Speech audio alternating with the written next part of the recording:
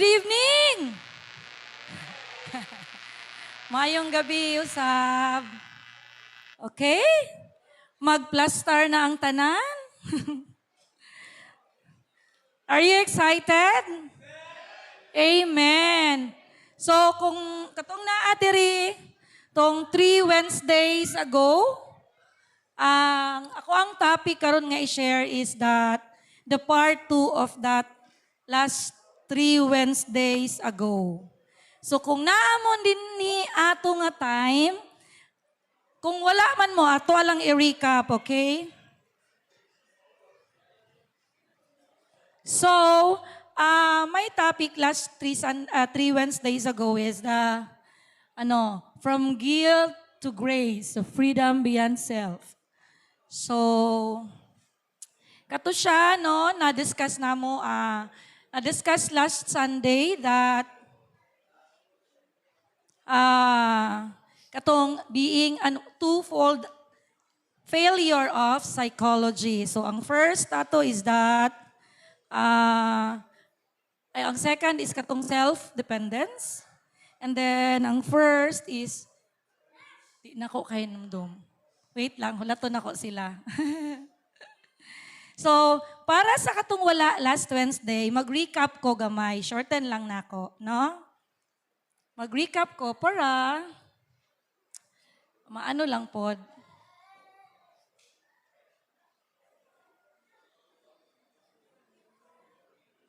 Excited ba?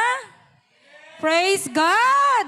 Dapat jud excited ta. Though my topic tonight is common kay ninyo madunggan, pero it might be, lahi og impact, no?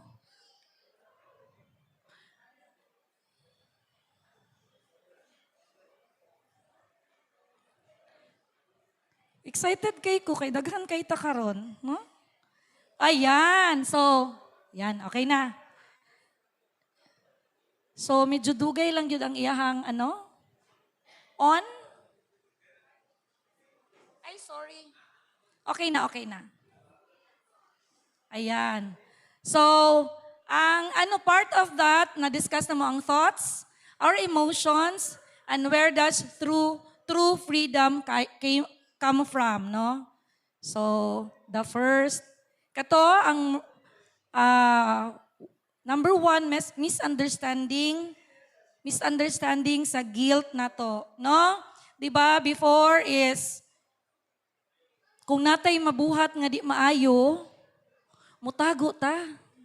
Di sa ta mo pakita, maulaw ta, no? But not all guilt is bad, no? Sometimes, that guilt leads you to heart conviction nga naulaw day ka kay takabalo ka nga mali to imong gibuhat, no? But if that guilt will lead to repentance, that's mauna na siya ang ginatawag nato nga kanang it's a God's warning to us that guilt feeling, that emotions will, kung maminaw lang ta, kung atua lang siyang dunggon, we will really lead to repentance, no? That means there's a kind of sorrow, a kind of guilt that actually leads to life, no? Ayaw mo i-condemn ninyo yung self, no? Kay na-guilty mo, na mo'y ginabuhat, ayaw ing ana, no? And then, yeah, that's it. That's true. Truth about guilt. Guilt is not always the enemy, no? Guilt, when it comes from God, is like pain in the body. Kanang, kabalo ka ba? Ay, napaso ko. Kay init siya. Murag ingana ba ang guilt sa to? It's a warning to us. Nananatay, nahimo nga di maayo kay na-guilty naman ka, no? Pero na lang kung wala gyud kay konsensya, no? Ingana siya. So meaning we will really listen to that, no? So ang God's way, living in guilt is not God's will, no? But using guilt to bring you to repentance, that's God's design to us, di ba? Mong ginaingon nga, di ba? Few sweet Wednesdays ago, ang emotions is good, but atua siyang makontrol, no? It's dangerous kung di nato siya makontrol. It's God's give also to us. To be glad, that's emotion, di ba? Naana siya sa Bible na we need to worship the Lord gladly. O, di ba? So it's, the emotion is God's given also sa ato. So next is, what na po siya ni next? Ay, sorry. The power of personal responsibility na discuss po ni last Wednesday, that we are responsible for our lives before God, no? Kita mismo, we are responsible. Dito mo to, siya man good. Siya man good mo unang naing-ani ko. No. Kita personally, we have a responsibility to God, no? It's personal relationship. Dili kay, Lord, nag-ingon manggug ko sa iya, Lord. So, dili pwede na ito iagi-agi maski kinsa.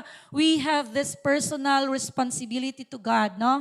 It's in 2 Corinthians 5:17 that if anyone is in Christ, we are a new creation, no? He is a new creation, no?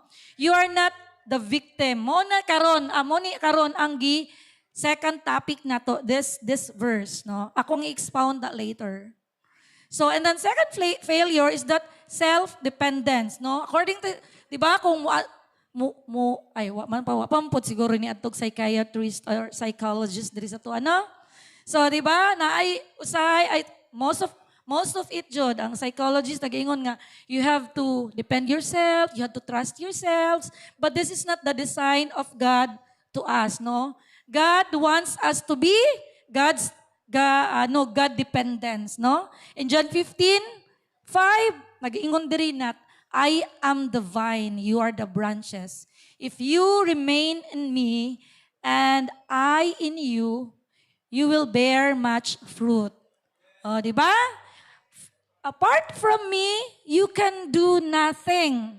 So meaning, we are designed to be God dependent, no?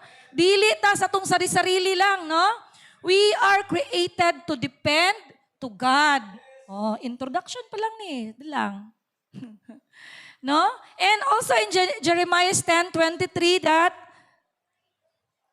Lord, I know that people's lives are not their own. It's not for them to direct their steps.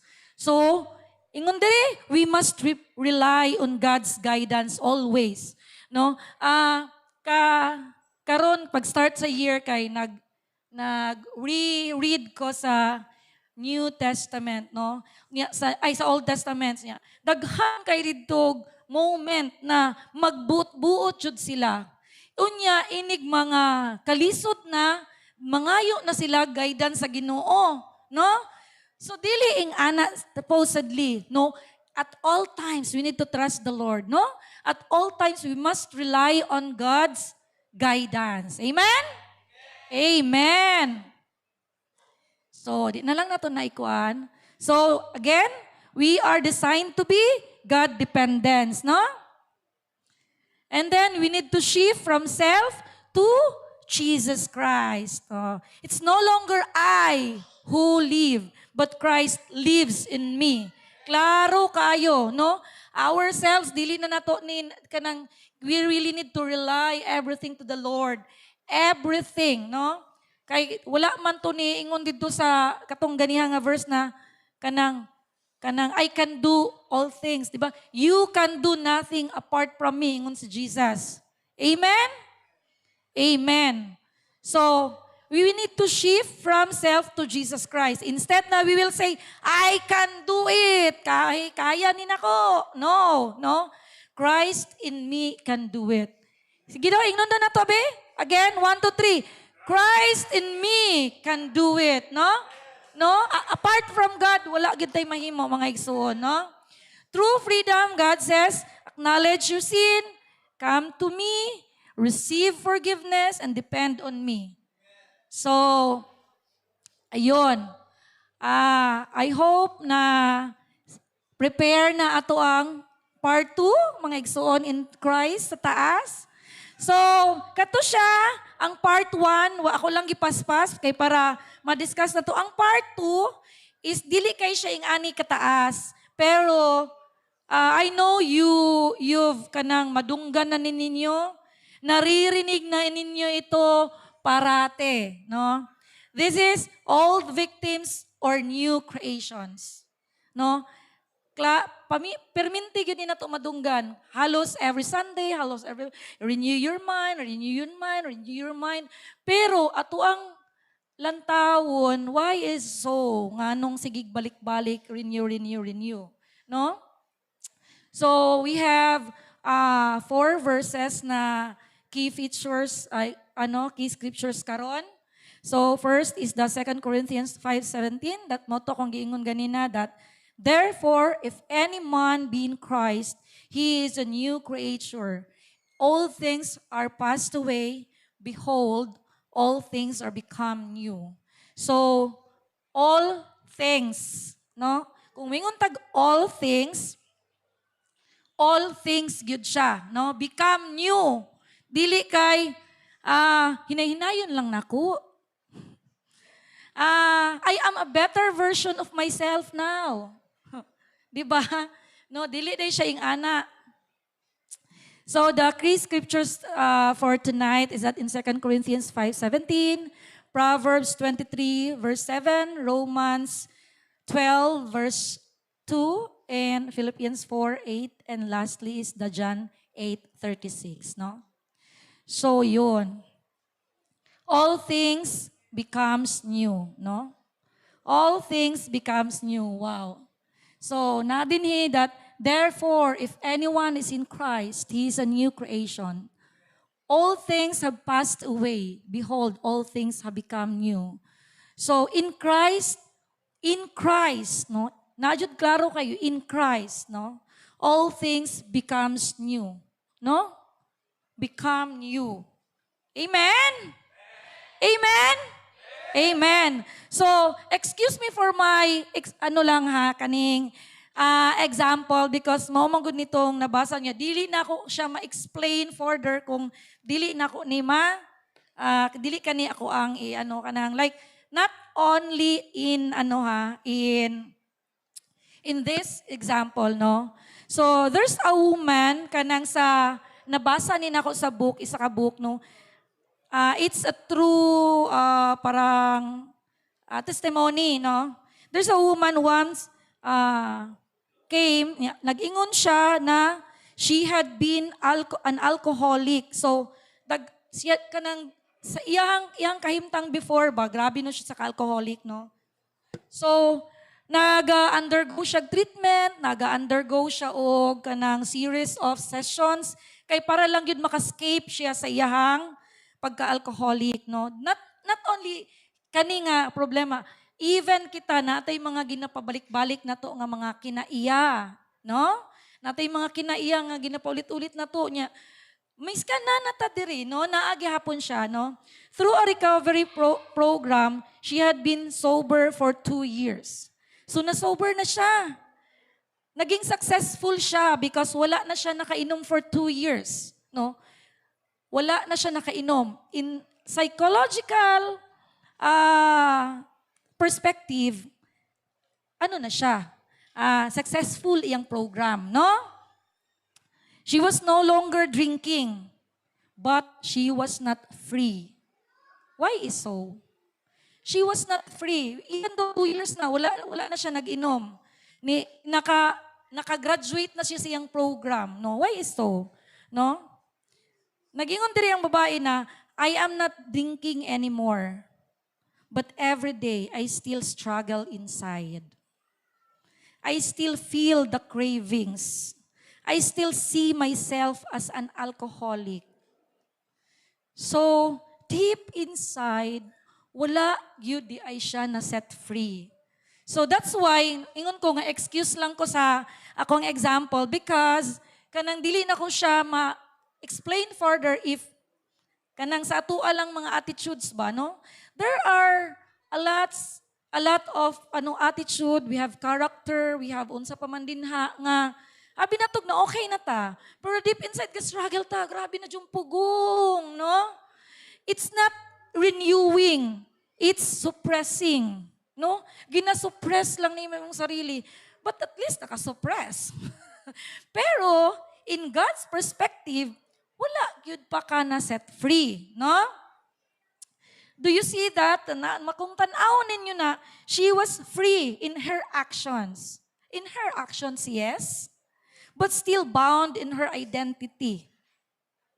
No? Naagihapon siya. In every kintahay na ipakilala, ako di ay sikuan, I was an alcoholic before. Dili mawala.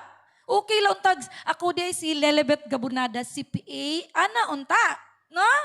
Gwapo ang mga extension name ba, no? So, ana, daghan kay mga programs, no? Kung lantawo ni mo, abi natog kita usahay, nitago ta sa, humana na, ni-graduate na ta, abi natog okay na, no? So, muna, no?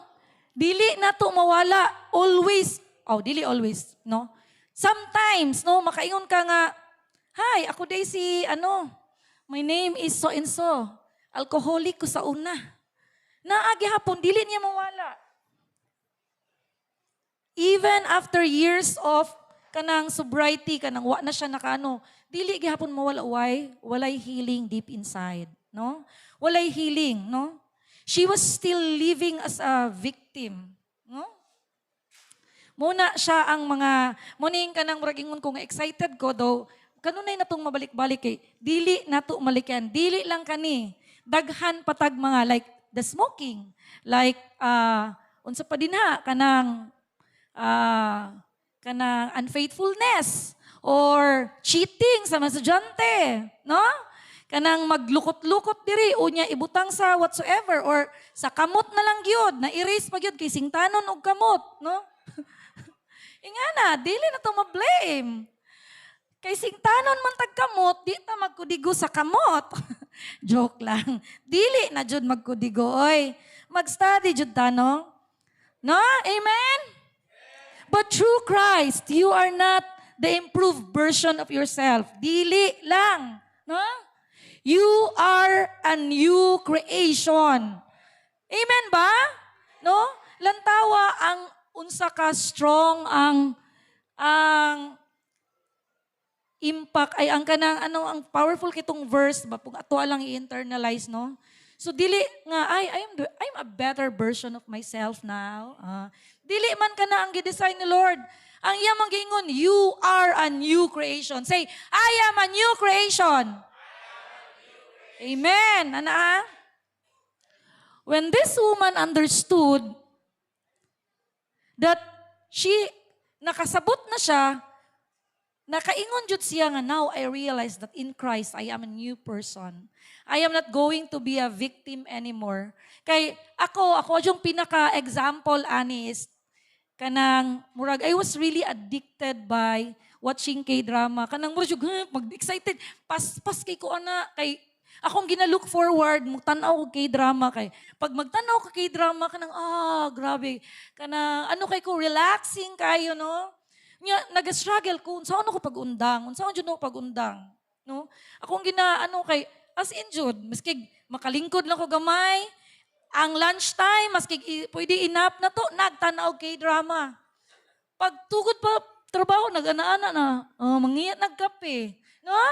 So nag-struggle jud ko. No? Unya, niya jud ko nga, Lord, dili jud ko gusto na ani because labi na tong January, jud ko nga, Lord, I will really commit to study your word, to read Bible, to really find time ba kung di man adlaw-adlaw sa mangita jud pamaagi hangtod sa night time nga mutanaw jud ko kay drama, di na ko ganahan, di na ko ganahan. Di na ko ma-excite, no?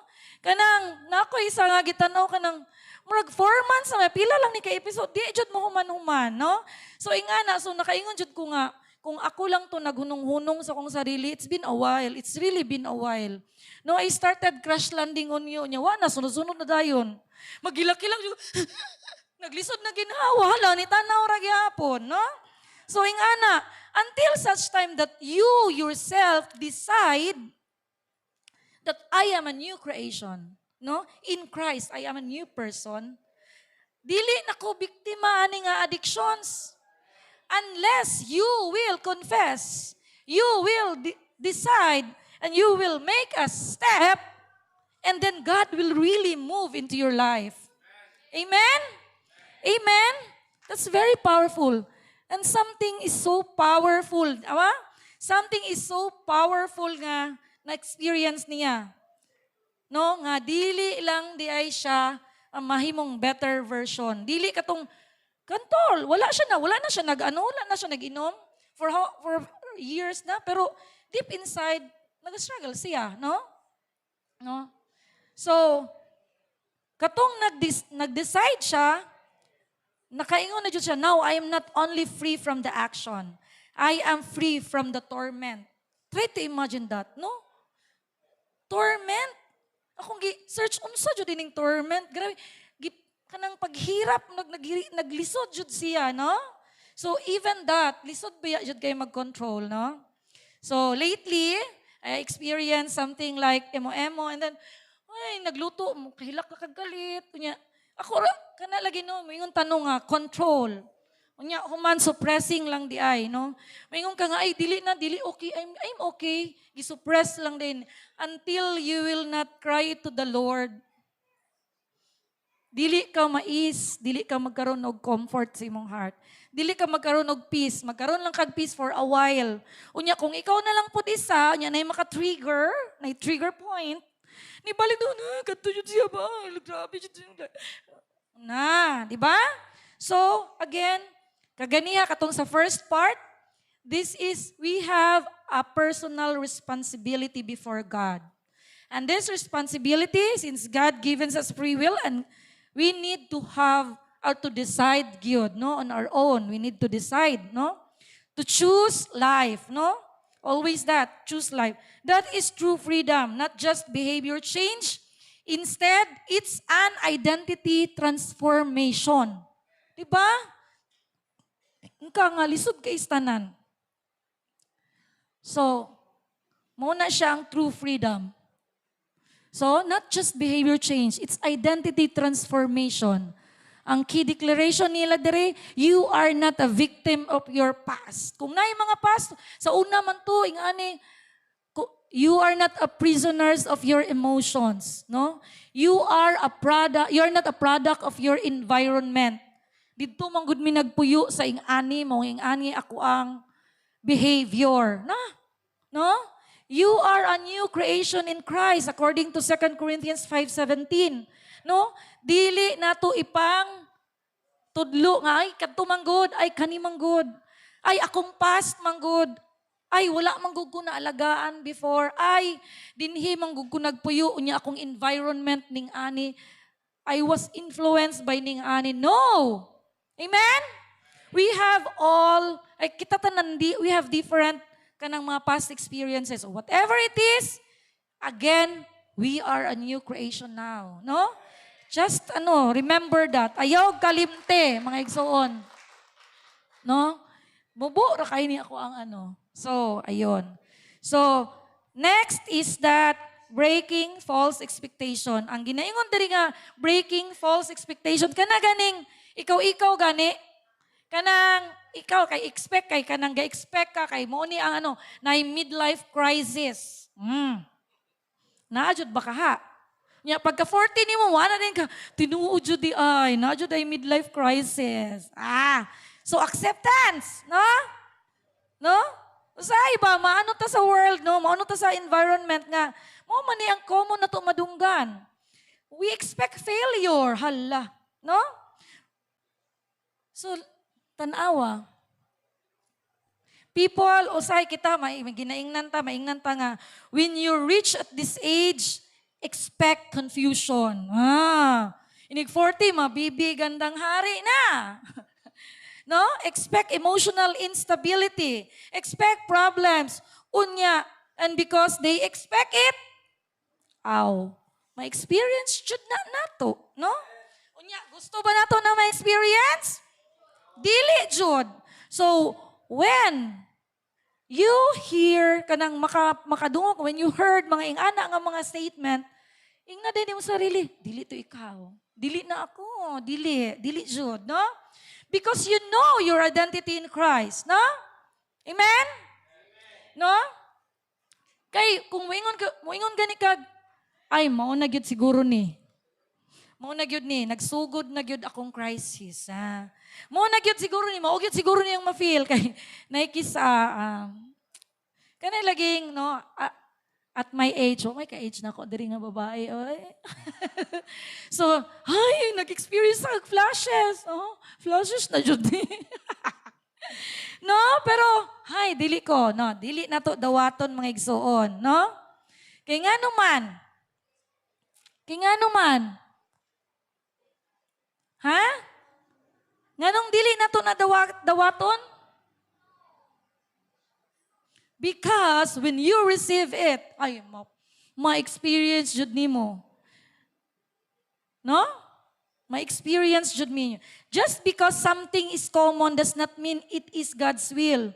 Kayo sa lagi makabasa ta sa Facebook, labi na sa Facebook the person, ay, ani na jud ko, mao jud ni ba? Mao jud ni akong na-feel karon ba? Oh, no? Pero no. No, we have to filters words katong mabasahan. Last Wednesday, ang kuan ni Brother Ryan is music. No? When you listen to the music, you need to be vigilant because at some sort, you're ginagawas na sa imong baba without you realizing it na pangit na dito siya. It's a declaration already. Ang declaration pa yun ng imong naingon, pangit pa jud, no? So one big example giingon ni Pastor Ryan last Wednesday is that katong hari ng sablay. Ako ang hari ng sablay. Wa ka kabalo, imo na din giangkon nga hari jud ka sablay. Di ba? No, that's why we really need to be vigilant. Be vigilant, be kanang be sensitive sa mga terms, sa mga madungog, sa music, no? We need to filter it in our, dili gid nato dawaton. We really need to practice ma-rebuke ba in Jesus name. Dili jud na mahitabo, no? As believers, we don't live based on expectation of the world, no? We live based on the truth of God. No? Ayan. So, again, ang key truth ani, don't plan for failure. Don't expect bondage, no? Expect freedom from the Lord because mo na ang giingon ni Jesus. That's why gihatag siya sa atong amahan sa langit para kita ma-free. And then kita magsigitag set ana hari ng na. Dili gyud, no? Amen? Amen. Ayan. So, because naana sa Bible, no? In Proverbs 23 verse 7, for as he thinketh in his heart, so is he. Dili na siya ingon-ingon lang. It's written in the Bible, no? It's kanang kagwapo kaayo basahon ng Bible that kanang daghan kay mga reminders for us ba, no? How to live life to the fullest, how to live life nga lighter among kinabuhi, how to live life. Napag yung mga example sa katong mga past, no? Because we have the same God. God ni Moses, God ni Jacob, God ni Abraham. It's the same God, no? Daghan kay gibutang dito ang experiences nila because they fail. Even their failure, God gihapon sila, God really provides them. Mag-forgive ra gihapon, mag-love ra gihapon unconditionally, and that the same God that we have now, no? Unya kita mag-declare lang ta atong di mao. Unya klaro kay diri in Proverbs 20, for as he thinketh in his heart, so is he. Your thoughts can imprison you or renew you. No? That's why we need to be careful, Jude. Kay pwede dito mapriso sa tong thoughts. Pwede dito makuan nga, unsaon man, ani raman jud ko. Dili na jud ni, mora jud ni. Mora jud ni ako. No? No. No, we have to renew. Renew your mind. Renew our mind. We need to have this transformation based on God's truth, no? What you continually believe affects how you live. Maunay ginaingon din ha, if we really expound, no? Self-doubt. Kung mauna imong gi-inject, katong again, naagya po ni sa lesson ni Pastor Ryan, this neuroplasticity. We need to feed our mind with good things, no? And it will manifest. It become character, it will really manifest, no? It will come out, no? God wants to transform not just our behavior, but our mind. No? So, kana siya, mga igsuon. God's truth, we have to live in purpose, walk in peace, overcome challenges, and of course, this one, expect victory. Because we are designed to be victorious, no? We are overcomer, we are conqueror. Kani ang sa world, pangit tanawon. World's expectation, expect confusion, expect instability, unya, ganahan jud ka mag-expect, ana. You choose to believe what you believe. You choose what you believe, and you will live it. No? God's truth. We have to live with purpose. We have to walk in peace. We have to overcome challenges because we are victorious, no? We are victorious. Amen? No? Wow. Again, as believer, we don't live based on expectation sa kalibutan, no? We live based on God, truth of God, no? Or God's truth. Yan. Don't plan that. So, kung basahon lang ha. In Romans 12:2, do not conform to the pattern of this world, but be transformed by the renewing of your mind. Then you'll be able to test and approve what God's will is. His good, pleasing, and perfect will. Oh? Amen? Ang will ni Lord is perfect, pleasing.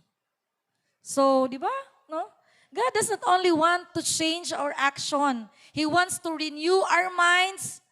Karon di ta mag-struggles, no?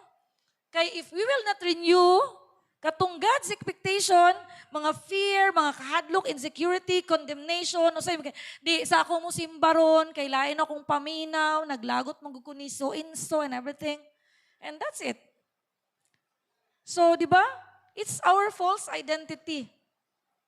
When we allow God's word to shape our thinking,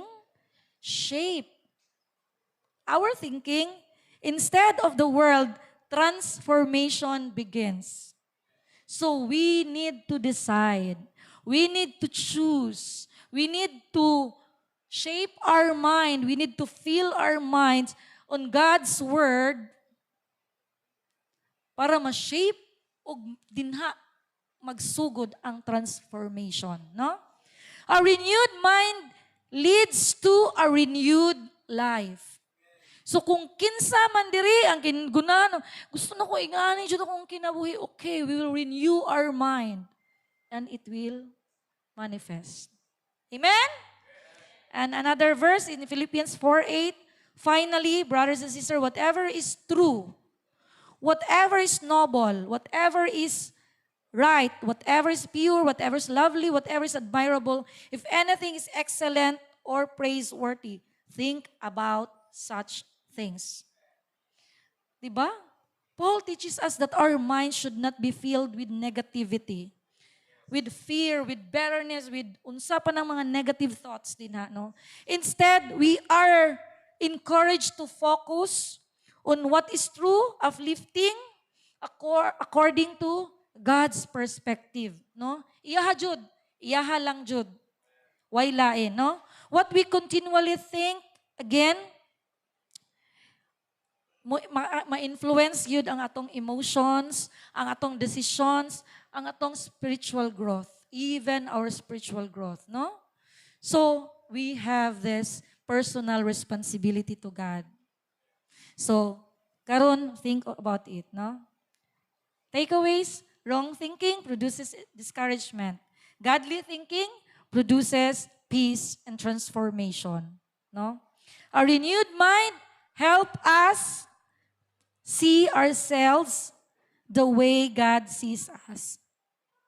So, our true identity in Christ, there's this true freedom in Christ, no? True freedom is not found in money, in success, approval, or escaping problems. Paspasan ako. Real freedom is found in knowing who you are in Christ. Amen? Many people, matrap, magudaghan, matrap, ani, no? Matrap sa maulaw ko, matrap sa mahadlok ko, matrap kay nakoy nahimo sa una, sigilag sa una, no? Natrap sa mga addictions or mga negative labels nimo sa imong tanga manggug kay ko sa una ba? Ay, bangenga kay ko karon. Mga ingana no. O simple things na wa ka kay you're declaring already negative to yourselves. Try to imagine that ikaw ano pa sa imong ikaw ang nikalaban pa sa imong sarili no? But when we come to Christ, our identity changes. We are no longer defined by our failures, by our past, by kung unsa may giingon sa ubang tao sa imuha, kung unsa may struggles nimo sa imong kinabuhi. In Christ, we are forgiven, we are accepted, we are loved, we are renewed, and we are children of God. The enemy wants us to live in condemnation. Maunay, gusto sa enemy. Pag maka-feel gani ka nga, maka-feel gani, mag-feeling gay ka diha, huna-huna din, uy, mo ni gusto sa enemy. No, dili. Anak dayon, no? Decide immediately, no? But God calls us to live in truth and freedom. When we understand our identity in Christ, we stop living like a prisoners. We stop living like sa atong past na itong mga kahitabo. We start walking in purpose, in confidence, and in peace. Ba? Amen ba? You are not your struggle. Your struggle is not your identity. Balik sa nako. Your past is not your future. Klaro kayo. Sa una ra to, bago na kakaron. Imong kagahapon, dili na mo imong kaugmaon. Lahi. No? In Christ, you are truly free. See, I am free. Oh. Diba? Your identity is not found in your past, in your struggles. You know, no? A new creation. So in John 8:36, therefore, if the Son makes you free, you shall be free indeed. It's not my word, it's God's word, no? Amen? Again, therefore, if the Son makes you free, you shall be free indeed. Amen? Amen. Nasaag lagi ko. Nasaag lagi ko. Okay. Saan na ta?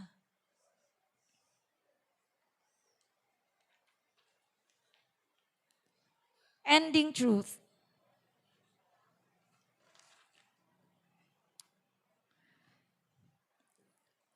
So, now, we know that our identity, balik, pero I don't know, I really kanang no?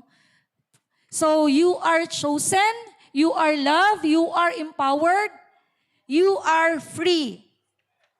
Amen? Your past does not define you anymore. Christ defines you. You are not bound by struggle. You are set free in Christ, no? You are not who you used to be.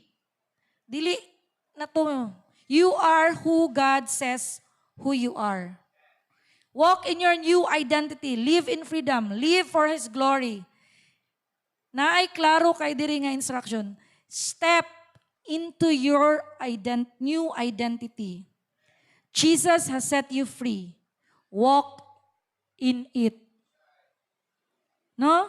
Again, Jesus has set you free. Walk in it. So, question? Who are you in Christ? Who are you in Christ? Try to ask yourselves, no? Who are you in Christ? Next is, are you still holding on to your old identity? Ang katong sa una? Ask yourselves, no? Or, are you ready to step into who God says you are? Who you are in God. I am a child of God in John 1:12. I am loved in Romans 5:8. I am forgiven. 1 John 1:9. I am chosen. I am redeemed. I am more than a conqueror. See?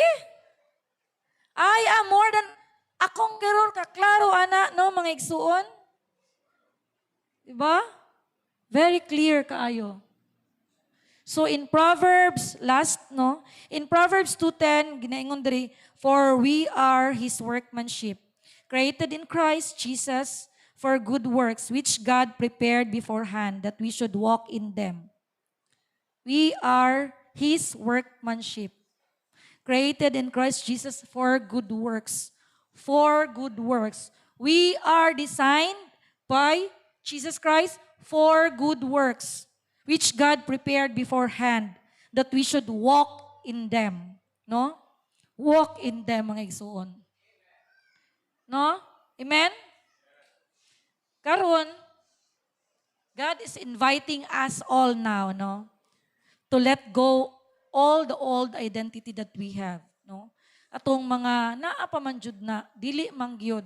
Kay maskin ako, makaingon man ko nga ngano man no lisod baya jud siya. Pag ano na ko dinhi, we really need to surrender it to the Lord, no? Everything. No? We have to stop like a victim. We have to stop thinking just like nga wala si Lord sa tuang kinabuhi, no? Step into your new life. No? Can we all declare this? Can you just follow after me? We really need to declare this one, no? Okay? Father God, thank you, Lord. Lord, tonight I choose to let go of my old identity. I am not my past. I am not my failures. I am not my struggles. I am a new creation in Christ. I receive your freedom, not just in my action, but in my mind and in my identity. From today forward, I will not live as a victim, but as a victor in you, Jesus Christ. Amen. Heavenly Father, thank you, Lord, for reminding us today, O God, that our identity is found in you alone, Jesus Christ. Thank you that we are no longer defined by our past, by our mistakes, by our failure, by our struggle, but by your love, Lord, but by your grace, Jesus, but by the truth in your word, O God. Lord, renew our mind, Jesus Christ, and help us reject every false thoughts, oh God, every lies of the enemy, Lord Jesus, that says we are not enough, oh God. Teach us to see ourselves, Lord, the way you see us. Forgiven, accepted, loved, chosen, and created for a purpose. Help us walk in the good works you have prepared for us, O God. Give us the courage to leave behind the old identity that we have and help us to step into a new identity, O God, a new life, Lord Jesus. a new life that you have called us to live in Christ. May your peace guards our heart, O God. Your word guide our minds, Lord Jesus. Your spirit strengthens us daily, O God. Lord, let us live in freedom, in confidence, and in faith, knowing that we are your workmanship, O God. We surrender everything, O God, to you, Lord Jesus. We trust in you, Lord. We love you, Jesus. We glorify your name, Jesus Christ. Thank you for all the love, O God. Thank you for all the protection and guidance, Lord. Salamat kay Ginoo. Thank you for the word, O God, tonight, Lord Jesus. Thank you, Lord, that this word, O God, will bring it, O God, to our daily endeavors, Lord Jesus. That we have this new identity, O God, not in action, O God, but in minds, Lord, in faith, O God. And Lord, thank you for the true freedom, Lord. Thank you for setting us free, Jesus Christ. Thank you, Lord Jesus. We glorify your name, O God. We glorify your name, Lord, alone, Jesus Christ. Thank you for the power. Thank you for the unconditional love. Thank you, Holy Spirit. Thank you, Lord. In Jesus' name we pray. Amen.